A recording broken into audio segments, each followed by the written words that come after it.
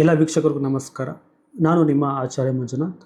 ಈ ಒಂದು ವಿಡಿಯೋದಲ್ಲಿ ನಾನು ನಿಮಗೆ ಒಂದು ಹೊಸ ಅಪ್ಡೇಟನ್ನು ನಾನು ಮಾಡಿದ್ದೀನಿ. ಹಾಗೆ ನಮ್ಮ ಒಂದು ಹೊಸ ಪದ್ಧತಿಯನ್ನು ನಾನು ಕ್ರಿಯೇಟ್ ಮಾಡ್ತಾ ಇದ್ದೀನಿ. ಕೆ ಪದ್ಧತಿ ಅಂತ. ಅದು ಹೇಗೆ, ಏನು, ಯಾವ ರೀತಿ ವರ್ಕ್ ಮಾಡುತ್ತೆ, ಅದು ಯಾವ ರೀತಿ ಬಳಸಬೇಕು ಅನ್ನೋದ್ರ ಬಗ್ಗೆ ನಿಮಗೆ ತಿಳಿಸ್ಕೊಡ್ತಿದ್ದೀನಿ. ಇವಾಗ ನೀವಿಲ್ಲಿ ಸೆಟ್ಟಿಂಗ್ ಪೇಜಿಗೆ ಬಂದರೆ ನೀವಿಲ್ಲಿ ನೋಡ್ಬೋದು,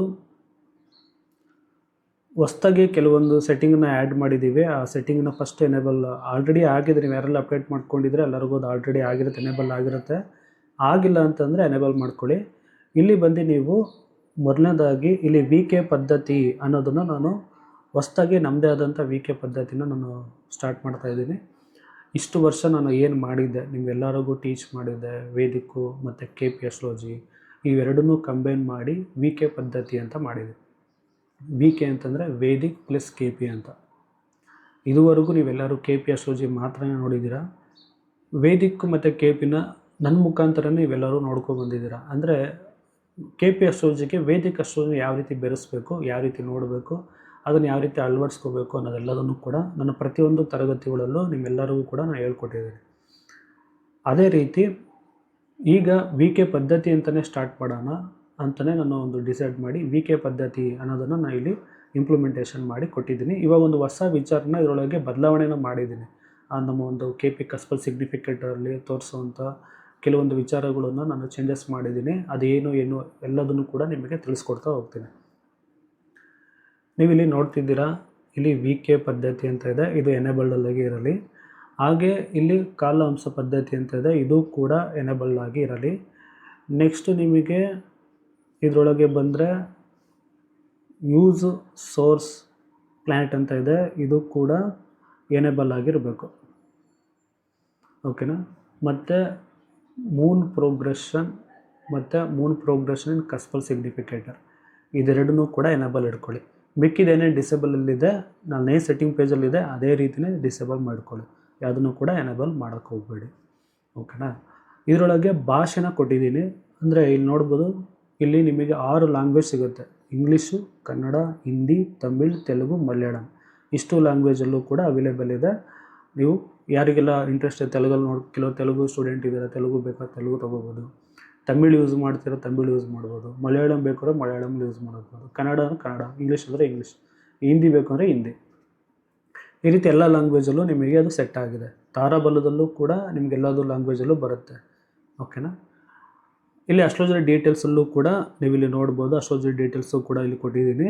ಇದನ್ನು ಕೂಡ ನೀವು ಇಲ್ಲಿ ಫಿಲಪ್ ಮಾಡ್ಕೋಬೋದು. ಆಮೇಲೆ ಡನ್ ಅಂತ ಕೊಡಿ, ಎಲ್ಲದನ್ನು ಸೇವ್ ಕೊಡಿ.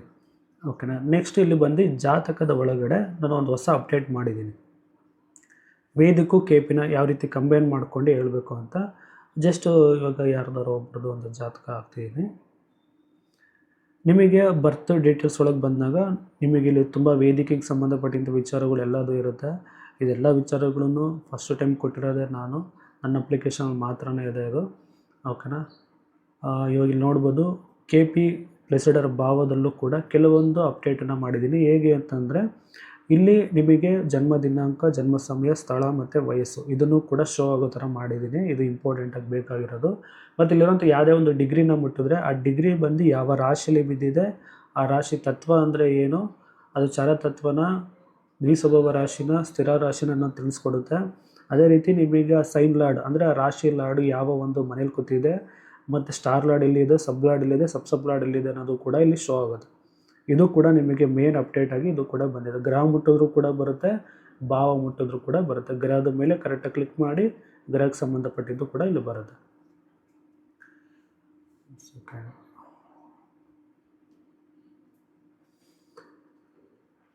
ಇವಾಗ ನೆಕ್ಸ್ಟು ಬಂದು KP ಕಸ್ಪಲ್ ಸಿಗ್ನಿಫಿಕೇಟರ್. ಇಲ್ಲಿ KP ಕಸ್ಪಲ್ ಸಿಗ್ನಿಫಿಕೇಟರಲ್ಲಿ ನಿಮಗೆ ಹೊಸ ಒಂದು ವಿಚಾರ, ಇಲ್ಲಿ ಒಂದು ಬಟನ್ನ ಕೊಟ್ಟಿದ್ದೀವಿ. ರೈಟ್ ಸೈಡಲ್ಲಿ ಒಂದು ಬಟನ್ನ ಕೊಟ್ಟಿದ್ದೀವಿ. ಈ ಬಟನ್ನ ನೀವು ಆನ್ ಮಾಡಿಕೊಂಡ್ರೆ ನಿಮಗೆ ಈ ಟೇಬಲ್ ಎಕ್ಸ್ಟೆಂಡ್ ಆಗುತ್ತೆ. ಎಕ್ಸ್ಟೆಂಡ್ ಆಗಿ ಒಳಗೆ ಕೆಲವೊಂದು ನಮ್ಮ ಕೆ ಪದ್ಧತಿಗೆ ಸಂಬಂಧಪಟ್ಟ ಹಾಗೆ ಕೆಲವೊಂದು ವಿಚಾರಗಳನ್ನ ಇದರೊಳಗೆ ಹಾಕಿದ್ದೀನಿ. ವೇದಿಕಲ್ಲಿರೋ ವಿಚಾರಗಳೇ ಇದರೊಳಗೆ ಹಾಕಿದ್ದೀವಿ. ಪ್ರತಿಯೊಂದು ಸಬ್ಜೆಕ್ಟಿಗೂ ಮೂಲ ಯಾವುದು ಅಂತಂದರೆ ವೇದಿಕೇನೆ. ಓಕೆನಾ. ವೇದಿಕಿಂದನೇ ಬಂದಂಥದ್ದೇ KP ಅಸ್ಟ್ರಾಲಜಿ.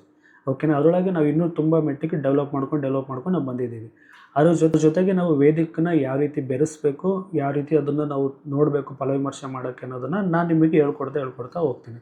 ಅದು ಒಂದು ನನ್ನ ತರಗತಿಯಲ್ಲಿ ನಿಮಗೆ ಅದು ತಿಳಿಯುತ್ತೆ. ಇದನ್ನು ಯಾವ ರೀತಿ ಬಳಸಬೇಕು, ಹೇಗೆ ಬಳಸಬೇಕು ಅನ್ನೋದೆಲ್ಲ ನಾನು ನಿಮಗೆ ತಿಳಿಸ್ಕೊಡ್ತೀನಿ. ಇಲ್ಲಿ ನೋಡ್ಬೋದು, ಇಲ್ಲಿ ಪ್ಲ್ಯಾನೆಟ್ ಸಿಗ್ನಿಫಿಕೇಟರಲ್ಲಿ ಇಲ್ಲಿರೋಂಥ ಒಂದು ಬಟನ್ನ ಕ್ಲಿಕ್ ಮಾಡಿದ ತಕ್ಷಣ ನಿಮಗೆ ಈ ರೀತಿ ಓಪನ್ ಆಗುತ್ತೆ ಟೇಬಲ್ಲು.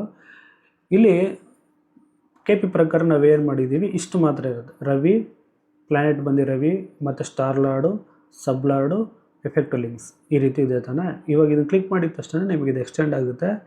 ಇವಾಗ ರವಿ ಗ್ರಹ ಬಂದು ಯಾವ ರಾಶಿಯಲ್ಲಿ ಕೂತ್ಕೊಂಡಿದೆ ಅನ್ನೋದು ಇಲ್ಲೇ ನೋಡ್ಬಿಡ್ಬೋದು ನೀವು. 9 ಗ್ರಹದ್ದು ನಿಮಗೆ ಇಲ್ಲೇ ಗೊತ್ತಾಗ್ಬಿಡುತ್ತೆ, ಗ್ರಹಗಳು ಯಾವ ರಾಶಿಯಲ್ಲಿ ಕೂತಿದೆ ಅನ್ನೋದು. ಅದೇ ರೀತಿ ಮತ್ತು ಅದು ನಕ್ಷತ್ರ ಸಬ್ಲಾಂಡ್ KP ಮಾಡ್ತಾ ಬಿಡೋಂಗಿಲ್ಲ, ಇವೆಲ್ಲ ಹೇಳಿರ್ತೀನಿ. ಯಾಕಂದರೆ KPನೇ ತುಂಬ ಇಂಪಾರ್ಟೆಂಟ್. ಓಕೆನಾ. ಅದ್ರ ಒಳಗಡೆ ನಾವು ವೇದಿಕನ್ನ ಯಾವ ರೀತಿ ಬೆರೆಸಬೇಕು, ಯಾವ ರೀತಿ ಹೇಳ್ಕೊಡ್ಬೇಕು ಅನ್ನೋದನ್ನು, ಅದಕ್ಕೋಸ್ಕರನೇ VK ಪದ್ಧತಿ ಅಂತ ನಾನು ಮಾಡಿರೋದು. ಈ VK ಪದ್ಧತಿ ಅನ್ನೋದು ದೊಡ್ಡ ಮಟ್ಟಕ್ಕೆ ತಗೊಂಡು ಹೋಗ್ತೀನಿ. ನಿಮ್ಮೆಲ್ಲರಿಗೂ ಕೂಡ ಇದು ಗೊತ್ತಾಗುತ್ತೆ, ಹೇಗಿದೆ ಏನು, ಯಾವ ರೀತಿ ಇದನ್ನು ಫಲವಿಮರ್ಶೆ ಮಾಡಬೇಕು, ಯಾವ ರೀತಿ ಪರಿಹಾರ ಕೊಡಬೇಕು ಅನ್ನೋದೆಲ್ಲದೂ ಕೂಡ ಇದರೊಳಗೆ ನಿಮಗೆ ಹೋಗ್ತಾ ಸಿಗ್ತಾ ಹೋಗೋದು. ಇವಾಗ ನಿಮಗಿಲ್ಲಿ ವಾಯುತತ್ವ, ದ್ವಿಸ್ವಭಾವ ಮತ್ತು ನಿಮಗಿಲ್ಲಿ ಯಾವ ಒಂದು ಭಾವಕ್ಕೆ ಬರ್ತದೆ, ಧರ್ಮ ಭಾವನ, ಅರ್ಥ ಭಾವನ, ಕಾಮ ಭಾವನ, ಮೋಕ್ಷ ಭಾವನ ಅನ್ನೋದು ಕೂಡ ನಿಮಗೆ ತಿಳಿಸ್ಕೊಡುತ್ತೆ. ಇವಾಗ ಇಲ್ಲಿ ಬಂದು ನಿಮಗೆ ಚರಕಾರಕ, ಇದು ಬಂದು ನಿಮಗೆ ಜೈಮಿನಿಗೆ ಸಂಬಂಧಪಟ್ಟಂಥದ್ದು. ಇಲ್ಲಿ ಪುತ್ರಕಾರಕ ಅಂತ ಇದೆ, ಜ್ಞಾತಿಕಾರಕ ಇದೆ, ಮಾತೃಕಾರಕ ಇದೆ, ದರಕಾರಕ ಅಂತ ಇದೆ. ಇದೆಲ್ಲದನ್ನು ಇದಕ್ಕೆ ಯಾವ ರೀತಿ ಅಳವಡಿಸ್ಕೊಬೇಕು ಅನ್ನೋದನ್ನು ಕೊಟ್ಟಿದೆ. ಅಂದರೆ ಹೈಯೆಸ್ಟ್ ಡಿಗ್ರಿ ಯಾವುದಿರುತ್ತೆ ಜಾತಕದಲ್ಲಿ ನಮ್ಮ ರಾಶಿ ಕುಂಡಲಲ್ಲಿ, ಅದು ಬಂದು ಆತ್ಮಕಾರಕ ಅದು. ಅದಕ್ಕಿಂತ ಕಡಿಮೆದು ಬಂದು ಅಮರ್ತ್ಯಕಾರಕ ಅದು. ಓಕೆನಾ. ಇದು ಕೂಡ ಜೈಮಿನಿ ಪದ್ಧತಿಯಲ್ಲಿ ನೋಡೋರಿಗೆ ಇದು ಕೂಡ ಹೆಲ್ಪ್ ಆಗುತ್ತೆ. ಎಲ್ಲದನ್ನು ನಮ್ಮ KP ಅಸ್ಟ್ರಾಲಜಿಗೆ ಯಾವ ರೀತಿ ಅಳವಡಿಸ್ಕೋಬೇಕು ಅನ್ನೋದಷ್ಟೇ ನನ್ನ ಒಂದು ಯೋಚನೆ ಏನಪ್ಪ ಅಂತಂದರೆ, ಬೇರೆ ಸಬ್ಜೆಕ್ಟ್ಗಳೆಲ್ಲದನ್ನು ಕೂಡ ನನ್ನ ಒಂದು KP ಜ್ಯೋತಿಷ್ಯದ ಒಳಗಡೆ ಅಳವಡಿಸ್ಬೇಕು. ಆ KP ಜ್ಯೋತಿಷ್ಯದ ಒಳಗಡೆ ಅದನ್ನು ತರಬೇಕು ಅನ್ನೋದೇ ನನ್ನ ಉದ್ದೇಶ. ಅದಕ್ಕೋಸ್ಕರನೇ VK ಪದ್ಧತಿ ಅಂತ ನಾನು ಮಾಡ್ತಾಯಿದ್ದೀನಿ. ಈ VK ಪದ್ಧತಿ ಒಳಗಡೆ ನಿಮಗೆ ತುಂಬ ದೊಡ್ಡ ವಿಚಾರಗಳು ತಿಳಿಸ್ಕೊಡ್ತಿದ್ದೀನಿ. ಒಂದು ರೂಲು, ಸುಮಾರು ಜನಕ್ಕೆ ಒಂದು ಪ್ರಾಬ್ಲಮ್ ಏನಪ್ಪ ಅಂತಂದರೆ, ನಾನು ಏನು ಎಜುಕೇಷನ್ ಮಾಡ್ತೀನಿ, ಏನು ಜಾಬ್ ಮಾಡ್ತೀನಿ, ನಾನು ಯಾವ ರೀತಿ ಸೆಟ್ಲ್ ಆಗ್ತೀನಿ. ಯಾಕೆ ಅಂತಂದರೆ ಕೆಲವರು ಎಜುಕೇಷನ್ ಮಾಡೋದು ಬೇರೆ, ಜಾಬ್ ಮಾಡೋದು ಬೇರೆ. ಓಕೆನಾ. ಈ ರೀತಿ ಪ್ರಾಬ್ಲಮ್ಗಳು ಸುಮಾರು ಜನದಲ್ಲಿ ನೀವು ನೋಡಿರ್ತೀರ. ಇವಾಗ ಎಕ್ಸಾಂಪಲ್ಲು ನನ್ನನ್ನೇ ನೀವು ತೊಗೊಂಡ್ರು, ನಾನು ಓದಿದ್ದು ಬೇರೆ, ಆದರೆ ನಾನು ಮಾಡ್ತಿರೋ ವೃತ್ತಿ ಬೇರೆ. ಈ ರೀತಿ ನಮ್ಮ ಜಾತಕದಲ್ಲಿ ಏನಕ್ಕೆ ಆ ರೀತಿ ಆಗುತ್ತೆ, ಅದು ನಾವು ಫಸ್ಟೇ ಹೇಗೆ ಕಂಡುಹಿಡ್ಕೊಂಡು ನಾವು ಇದನ್ನೇ ಹೇಗೆ ಮಾಡ್ಬೋದು ಅನ್ನೋದ್ರ ಬಗ್ಗೆ ಈ ಒಂದು ಸಬ್ಜೆಕ್ಟ್ ತಿಳಿಸ್ಕೊಡುತ್ತೆ. ಇದುವರೆಗೂ ಇಲ್ಲ, ಇವಾಗ ಇದು ಸ್ಟಾರ್ಟ್ ಮಾಡ್ತಾಯಿದ್ದೀನಿ. ಇದನ್ನು ಆಲ್ರೆಡಿ ಸುಮಾರು ಜನಕ್ಕೆ ನಾನು ಹೇಳ್ಕೊಟ್ಟಿದ್ದೀನಿ. ನಮ್ಮ ಎಲ್ಲ ಸ್ಟೂಡೆಂಟಿಗೂ ಸುಮಾರು ಸೆಕ್ಷನ್ಗಳಲ್ಲಿ ನಾನು ಇದನ್ನು ಹೇಳ್ಕೊಟ್ಟಿದ್ದೀನಿ. ಇದನ್ನು ಯಾವ ರೀತಿ ಯೂಸ್ ಮಾಡಬೇಕು, ಯಾವ ರೀತಿ ಅದು ಫಲ ಕೊಡುತ್ತೆ, ಅದು ಹೇಗೆ ತಗೋಬೇಕು ಅನ್ನೋದೆಲ್ಲದನ್ನು ಕೂಡ ನಾನು ನಿಮಗೆ ತಿಳಿಸ್ಕೊಟ್ಟಿದ್ದೀನಿ. ಎಲ್ಲ ನಮ್ಮ ಸ್ಟೂಡೆಂಟ್ಗಳಿಗೂ ಇದು ಗೊತ್ತಿರೋವಂಥ ವಿಚಾರ. ಯಾರೆಲ್ಲ ಈ ವಿಡಿಯೋ ನೋಡ್ತಾ ಇದ್ದೀರಾ, ನಿಮಗೂ ಕೂಡ ಈ ವಿಚಾರ ಗೊತ್ತಾಗುತ್ತೆ. ನಮ್ಮ ಒಂದು VK ಪದ್ಧತಿ ಮುಖಾಂತರನೇ ಈ ಒಂದು ವಿಚಾರ ಹೊರಗಡೆ ಬರ್ತಾ ಇರೋವಂಥದ್ದು. ಇದು ಒಂದೇ ಒಂದು ವಿಚಾರ ನೀವು ನೋಡಿದ್ರೆ, ಈ ಒಂದು ಜಾಗನ ನೀವು ನೋಡಿದ್ರೆ ಸಾಕು, ನಿಮಗೆ ಗೊತ್ತಾಗುತ್ತೆ ಇವರು ಇದನ್ನೇ ಮಾಡ್ತಾರೆ ಅಂತ ನೀವು ಹೇಳ್ಬೋದು. ಇದನ್ನೇ ಓದ್ತಾರೆ, ಇದೇ ಕೆಲಸನೇ ಮಾಡ್ತಾರೆ, ಇದೇ ವೃತ್ತಿ ಮಾಡ್ತಾರೆ, ಇದೇ ಬಿಸ್ನೆಸ್ ಮಾಡ್ತಾರೆ. ಇವ್ರ ಜೀವನದಲ್ಲಿ ಏನೇ ಒಂದು ಮುಟ್ಟಿದ್ರೂ ಈ ಒಂದು ಕಾರ್ಯಕ್ಕೆ ಸಂಬಂಧಪಟ್ಟಿದ್ದು ಟಚ್ ಆಗೇ ಆಗುತ್ತೆ ಅಂತ ಅರ್ಥ. ಅವ್ರು ಏನು ಬೇಕಾದ್ರೂ ಮಾಡ್ಬೋದು. ಆ ಗ್ರಹಕ್ಕೆ ಸಂಬಂಧಪಟ್ಟಿದ್ದು, ಕಾರಕಗಳಿಗೆ ಸಂಬಂಧಪಟ್ಟಿದ್ದು ಅವ್ರು ಅದನ್ನು ಮಾಡ್ತಾರೆ. ಎಲ್ಲದನ್ನೂ ಕೂಡ ಮಾಡ್ಬೋದು. ಓಕೆನಾ. ಆ ಕಾರಕ ಗ್ರಹ ಚೆನ್ನಾಗಿದ್ದಾಗ ಏನಾಗುತ್ತೆ, ಎಲ್ಲ ಥರದ್ದು ಕೂಡ ಮಾಡ್ಬೋದು. ಕೆಲವರಿಗೆ ಇಷ್ಟ ಆಗುತ್ತೋ ಅವ್ರ ಕೈಲಿ ಅಷ್ಟನ್ನು ಅವ್ರು ಮಾಡ್ಬೋದು. ಈ ರೀತಿ ಎಲ್ಲ ವಿಚಾರಗಳನ್ನ ತಿಳಿಸ್ಕೊಡುತ್ತೆ. ಇದು ಹೇಗೆ ಏನು ಅನ್ನೋದನ್ನು ನಾನು ನಿಮಗೆ ತಿಳಿಸ್ಕೊಡ್ತೀನಿ. ಮತ್ತು ಇಲ್ಲಿ ಏನಕ್ಕೆ ಪಿಂಕ್ ಕಲರ್ ಇತ್ತು ಚಂದ್ರ, ಇವಾಗ ಯಾಕೆ ಯೆಲ್ಲೋ ಕಲರ್ ಆಗಿದೆ ಅಂತ ಕೇಳ್ಬೋದು. ಅದನ್ನು ನಿಮಗೆ ತಿಳಿಸ್ಕೊಡ್ತೀನಿ, ಏನಕ್ಕೆ ಆ ಥರ ಬರ್ತಿದೆ ಅಂತ.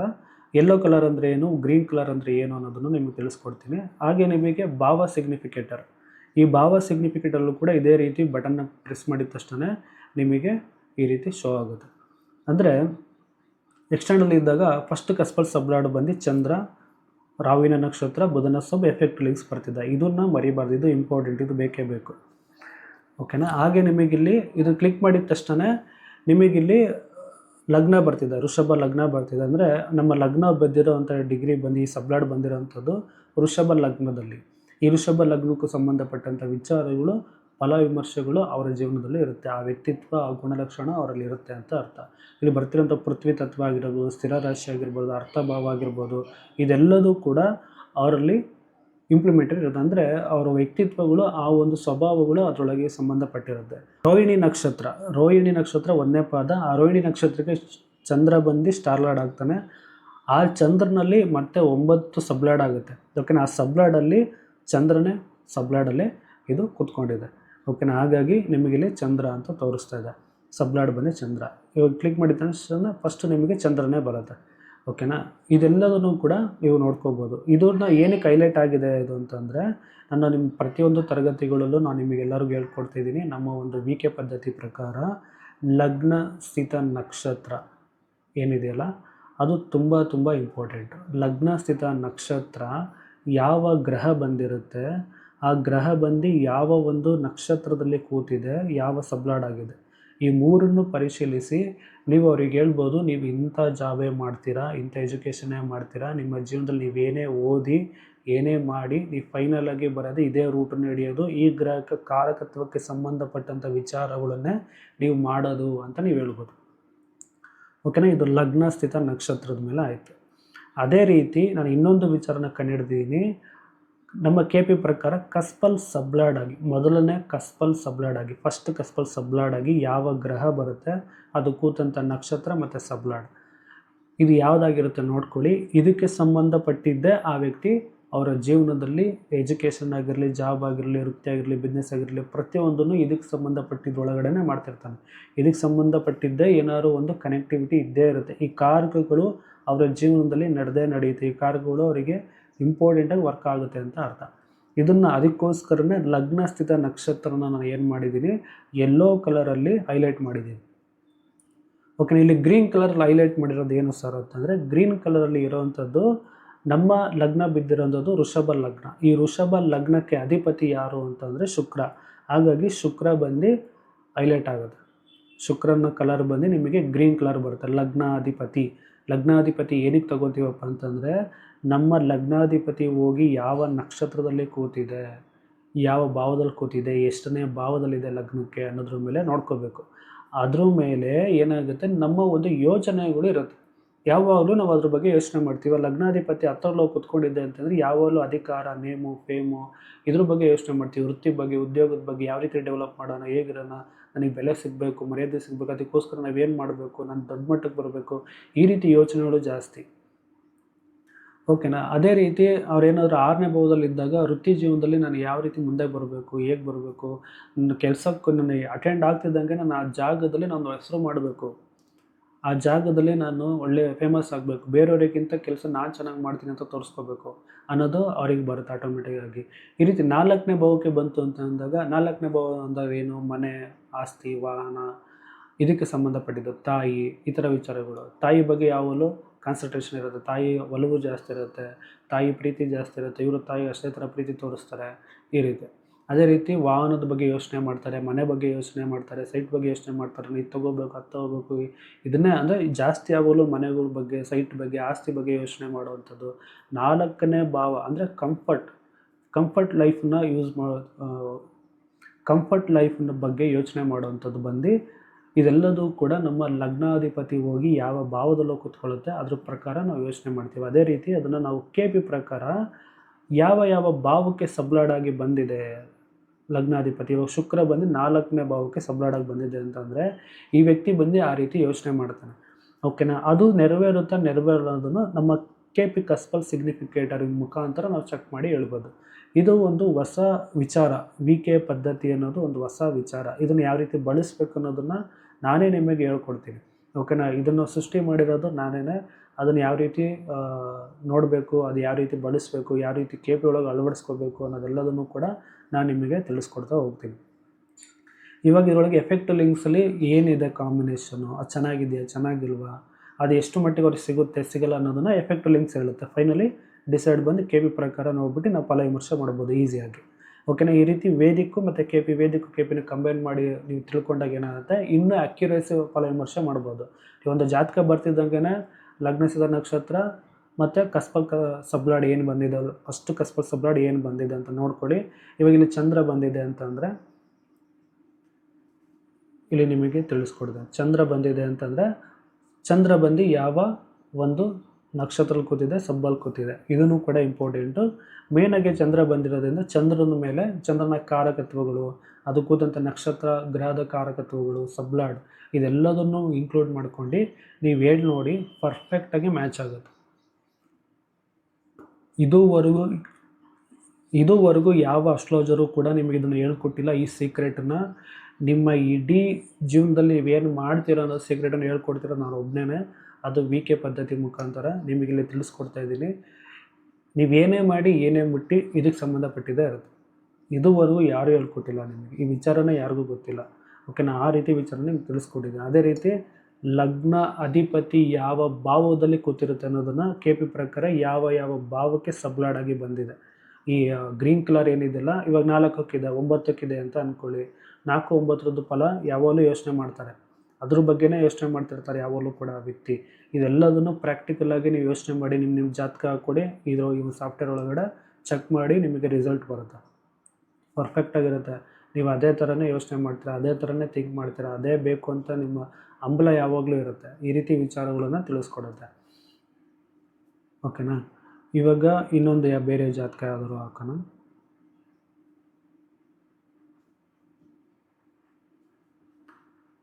ನಿಮಗರೊಳಗೆ ಇದರಲ್ಲೂ ಚಂದ್ರ ಬರ್ತಿದೆ, ಎಲ್ಲದರಲ್ಲೂ ಚಂದ್ರ ಬರ್ತಿದೆ.